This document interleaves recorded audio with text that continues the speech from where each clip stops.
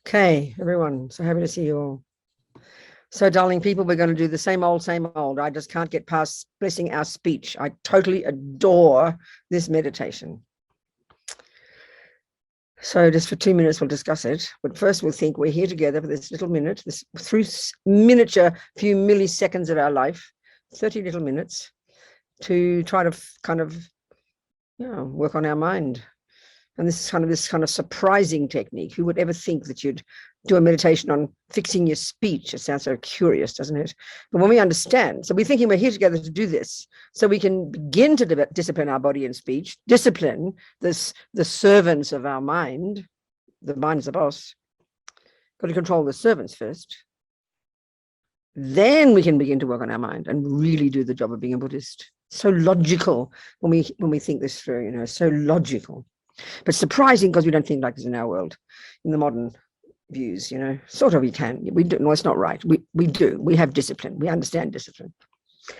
So we're here for 30 minutes to do that so we can develop our marvelous potential, long-term, always long-term. As His Holiness says, always aspire to do what is most beneficial. And if we can, long-term, better than short-term. So our long-term is our Buddhahood, our perfection, our development of our goodness, the eradication of our rubbish, for our sake, and crucially, of course, for the sake of others, because we all live in this crazy world together, thinking like that. This is why we're here together for this little 30 minutes.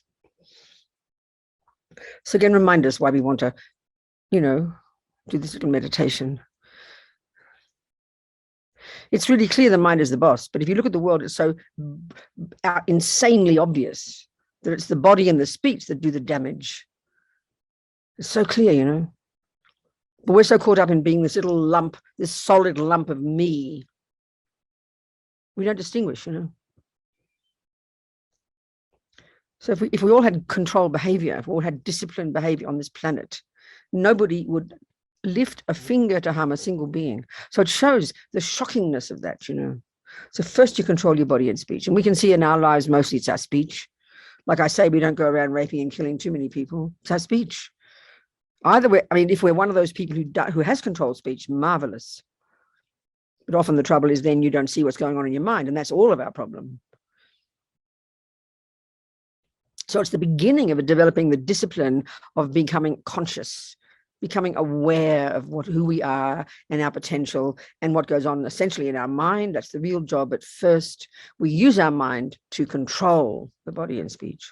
So this little meditation, of course, it's kind of curious and quaint, reciting the Sanskrit syllables. It sounds so weird.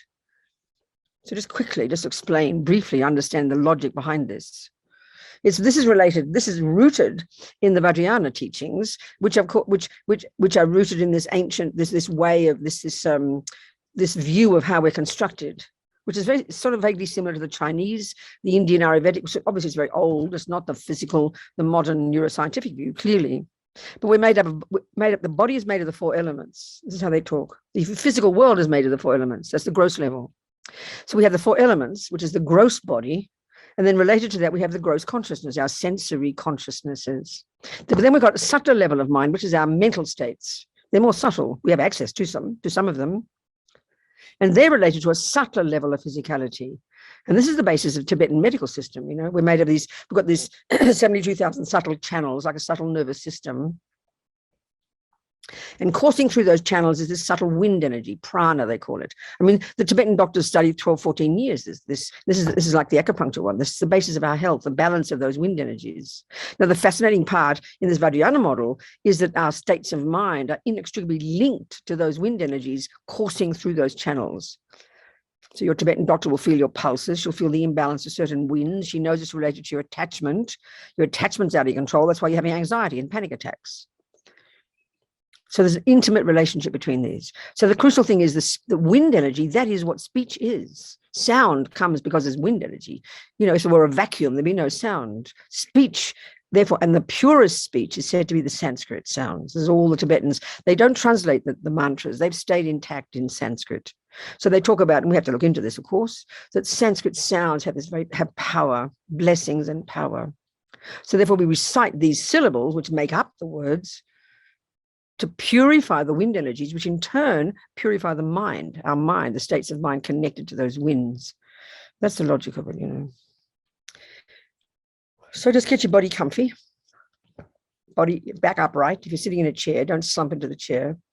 Your body upright, muscles relaxed, head slightly tilted forward, chin tucked in. Ideally, the tip of the tongue resting behind the top teeth, the palate, lips slightly apart, breathing through your nose, and your eyes looking down as if you're looking along your nose towards the ground. So then just settle, and your hands in your lap. If you know the mudra, the left underneath, right on top, forming a triangle, that's the classic mudra or gesture for the hands in your lap, or just resting as you wish. So just settle very naturally into this position. And then forget about your body, because your body doesn't meditate. Your mind meditates.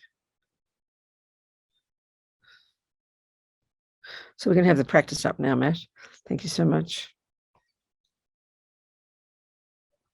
So I'll just lead the meditation as always, and then you just open your eyes to recite the syllables if you haven't remembered them. But the first is little refuge prayer. I take refuge. I rely upon the three jewels. May I become a Buddha to benefit all. I take refuge in the three jewels. May I become a Buddha to benefit all. I take refuge in the three jewels. May I become a Buddha to benefit all. But a little quick point, we've just had an email that Lama Zopa Rinpoche, one of his teachers and also his disciples, Kandula, this lady Lama, she's just said that there are obstacles in Rinpoche's life, so we need to do prayers. And he said in particular at the moment, simply refuge in bodhicitta. So even just saying this prayer now, taking refuge and generating bodhicitta, the second line, we just think of Lama Zopa Rinpoche and hope he has a long life.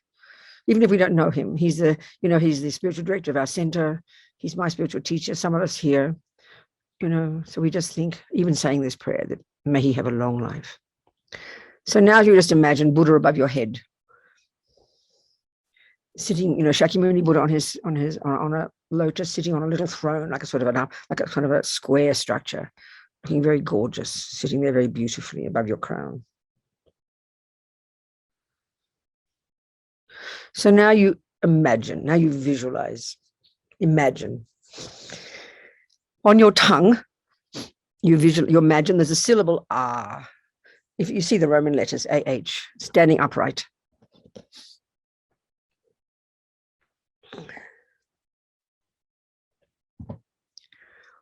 And then you think it turns into a moon disc, like a flat white cushion sitting on your tongue.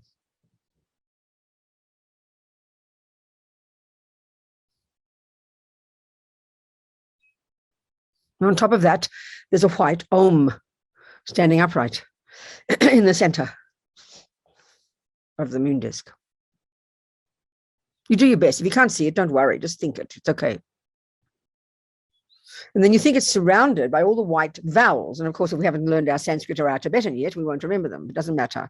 Just imagine circling clockwise, white letters circling clockwise around the Om.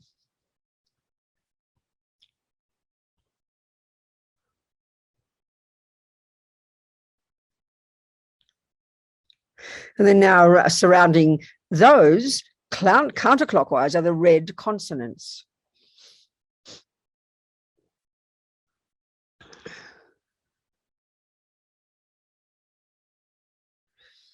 And then around them, clockwise, are the blue dependent related heart mantra, the syllables of that, or that's Lama Zopa Rinpoche's term, or we can say the mantra of dependent arising, which is the same as emptiness. Like it's the way to realize emptiness.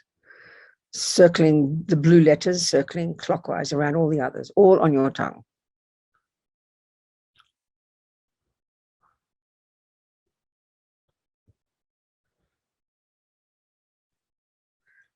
So now you imagine that light beams, maybe the same color as the syllables, white, red, and blue, go out to all the directions of the universe. All the way to the universe. And what it does is hook, as Lama Zopa says, it hooks all the energy of the power of speech. The power of speech is really marvelous. It's what they say is the Buddha's greatest gift. The power of speech means every word a person says, it has meaning. It's not just, we can see how degenerate times are now. Speech just on the internet, I mean, you can't trust a word you see, you know, because it's just not vomiting out. There's no meaning, there's no essence, there's no clarity, there's no ethics to it. It's like a nightmare. So the power of speech is such that, coming from a person who's realized these things, their words have incredible power. This is the point, and we're trying to cultivate that. We need this to be of benefit to sentient beings. Buddha could sit there looking at you for 1 million years, but if he doesn't open his mouth, you don't get the techniques. So this is our method for helping others too. So we need powerful speech. So we think of this hooking, all these light beams, hooking the energy of the power of speech. Rinpoche says it's the power of speech that includes the power of speech of all the Buddhas, all the Arya Bodhisattvas, all those living in the pure morality, all the Arhants, even just ordinary people who are actually engaging in the paths, all throughout the universe, all the sages who have achieved the power of speech, who have actualized the words of truth, and whose speech has great power. So that all this energy of all these beings comes back and dissolves back into the syllables on our tongue, making them radiant and delicious and vibrant. Imagine this.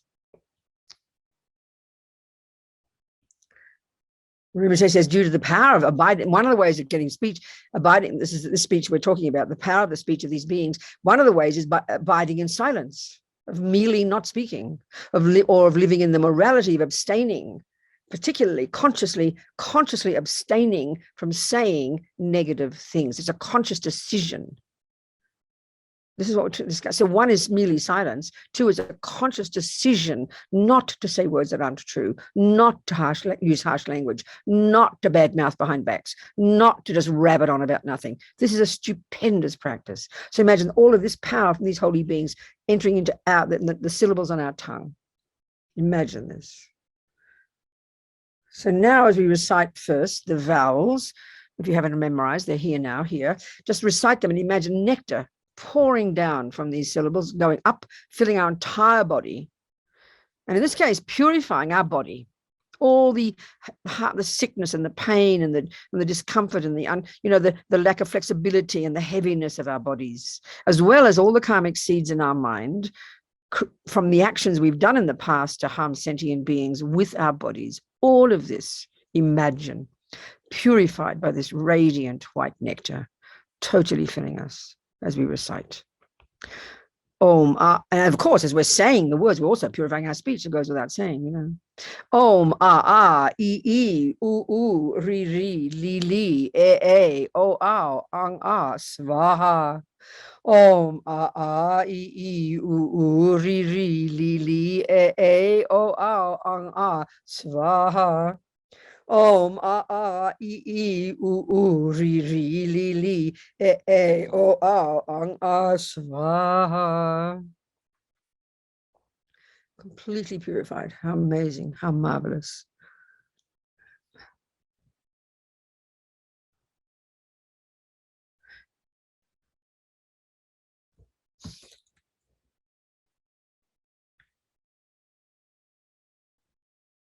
So now, as we recite the consonants, we visualize this red nectar just dripping down from these red syllables, filling us completely, our entire body. And of course, this time, purifying our uncontrolled speech, you know. Of course, it all comes from the mind, but it's what does the damage. It could be speech that's it could be arrogant speech. It could be, you know, the four main ones they talk about, the non-virtues, are speech that isn't true. But just think this for a second. Think about this as the light is coming and the nectar is coming, and think of this one. We often don't intentionally lie, but because we want to say the right thing, we just pour forth speculation. So often we are speculating. We're not confident that what we're saying is true, but we just pour forth words coming from our mind that pour out of our mouths, you know. So specifically, we want to purify the lying, the conscious, intentional lying, as well as all that speculation. Harsh language when you abuse others, using rough language, criticizing people behind their back. This is our commonest one because we feel so safe doing it, you know. Finding fault in others. Of course, it's the mind again that does it, but the speech expresses it. The speech expresses it, you know. And of course, we believe what we're saying. This is the shockingest part. We believe that what we're saying especially when it's bad-mouthing other people, criticizing other people. It's incredibly arrogant, you know. We all do this. It's the commonest thing we do because we feel safe. The person listening to us agrees with us. Talk about politicians. We criticize people, things we read. We never stop. What do we think we are doing to our own mind? This is the point, you know. And we believe that our words are true. We all do this. It's very common. So imagine, so all the harsh speech, all the rabbiting on about nothing speech, and all the lies, the speculation, all of this, all of it, imagine, completely purified as this red nectar fills us as we say these syllables. So happy. And all the karmic imprints from all these negative speech in the past left in our mind from doing it. Purifying all of this as well. Be so happy about this.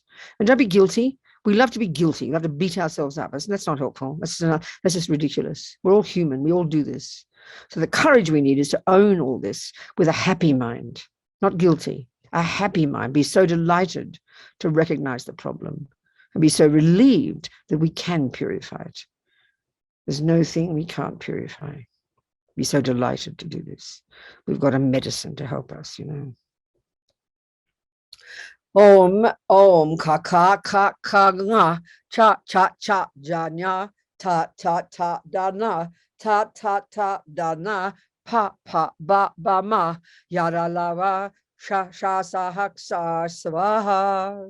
Om ka ka ka nga cha cha cha janya ta ta ta dana ta ta ta dana pa pa ba ba ma yara lava sha sha sa hak sa swaha.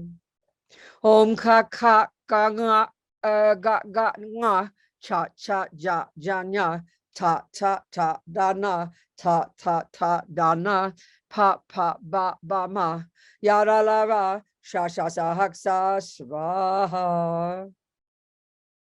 Totally full of this red nectar. So delightedly purifying all our ridiculous speech, you know. And all the karmic imprints from our past negative speech. Totally purified. Be so happy, so relieved.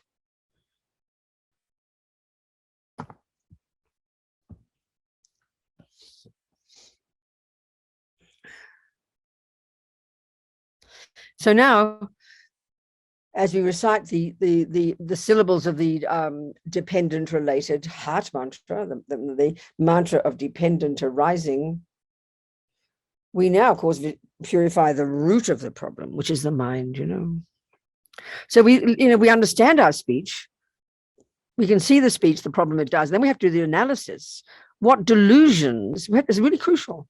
Which of my delusions are driving this speech? So, you know, if it's just rabbiting on about nothing, it's just uncontrolled attachment. We can't control our mind, and therefore we can't control the speech. It just pours out of the mouth. Just sort of essenceless rubbish, you know. This is a very common one. This attachment. And one of the functions of attachment is over-conceptual, chatty, unceased, like a rage inside our head, you know. That's one. Another one, that would be attachment. Another one, harsh speech, is obvious. It's coming from anger. It's clear, isn't it? It's obvious if you abuse somebody. Come on, it's clear. It's anger.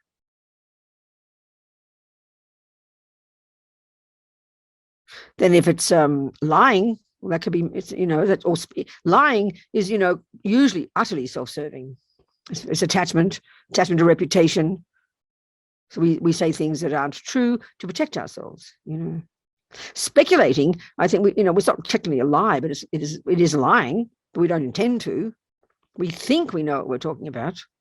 Well, that's attachment to reputation, isn't it? Wanting to be seen to be right, eager to be seen, you know. It could be pride. Think about it. And then you got you know, talking, saying, having negative opinions about people, and then you talk to them, you say them to other people. This is not always negative. I mean, if you want to work something out and you've got a friend and you're worried about it, you can talk to somebody, and a friend whom you trust, and you can say what you think, you know, but to try and sort it out. But often criticizing others is just coming from plain old arrogance, anger plus arrogance. Because the biggest thing is when we point out fingers to others, we always look at those people, look at those politicians, look at that country, look at that. It's as if we have no problems. It's as if we have no delusions. So it's completely, arrogance is implicit in it, you know. As if, what is it they're saying? Like, I forget what the saying is, but we all do this. And we're absolutely convinced that we're right in what we're seeing. Absolutely convinced. So the speech one is simply turn the tap off. Stop the words coming out, at least don't do that damage. Then now you get deeper and look into the mind and see what drives the speech. This is the awareness we need to cultivate, So he was specifically purifying now the mind, which means the delusions, the attachment, the anger, the pride, the resentment, the jealousy, the low self-esteem, the self-hate, the guilt. All of these painful states of mind that harm us so badly. Because the point here is the mind harms me. Body and speech harm others as well as ourselves, but mind harms me. So we should have such kindness towards ourselves.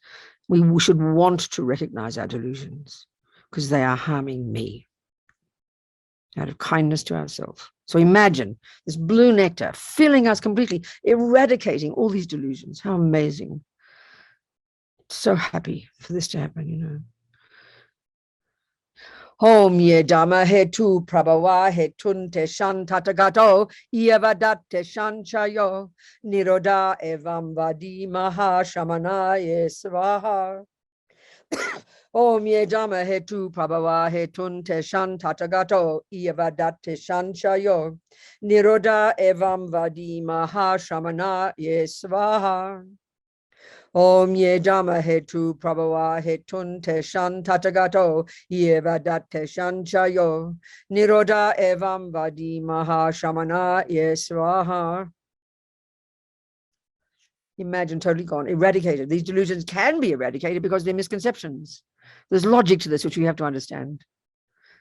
And removing, of course, the root delusion, this misconception of this concrete, solid me, which gives rise to this intense attachment to get what I want, which gives rise to aversion when it doesn't get what it wants, which all of which give rise to the other delusions, the pride, the low self-esteem, etc.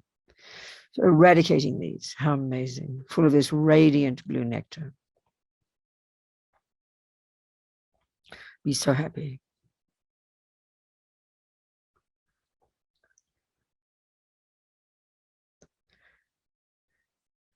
So now, we imagine all the blue dependent heart mantra syllables, they all dissolve into the red consonants on my tongue, on our tongue.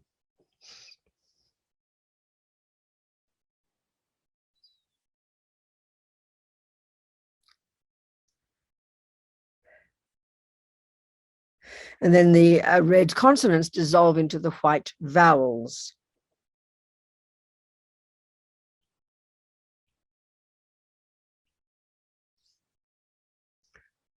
The white vowels dissolve into the white Om.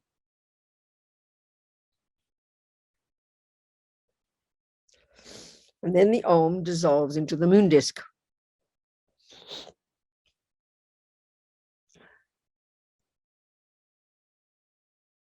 The moon disk turns into an R.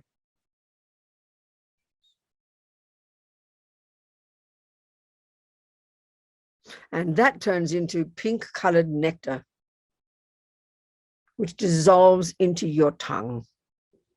Imagine this. Your tongue becomes of indestructible Vajra nature. Nothing can harm or take away or destroy the power of your speech, particularly your mantra. Then you have very strong confidence that all the power and the blessings of the speech of all the Buddhas and the Bodhisattvas and the sages and the yogis all have entered your speech, and that your speech is perfected. Think, I have perfected my speech. So now think, as Rinpoche says, the minute that sentient beings hear your speech, imagine, it instantly pacifies their emotional and disturbing thoughts. Can you imagine that? The way to benefit sentient beings. It's incredible. Even just saying good morning, even saying hello can help that sentient being. Animals, the creatures, the humans.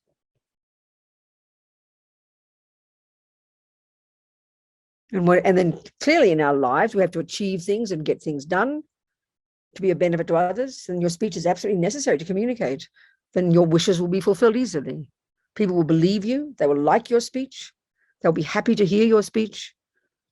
And they will be happy to do your wishes. We need this to survive. We need this to develop into bodhisattvas. So you think as your power of speech becomes marvelous, and all your recitations of mantras are multiplied by millions, and your speech will never become like gossip.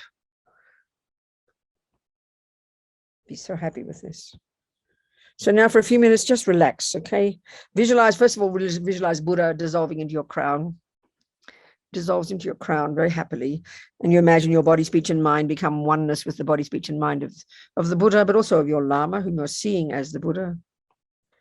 So now just kind of space out, relax, kind of feel like you expand to fill the universe. Clear, relaxed, spacious, no thoughts. No thoughts.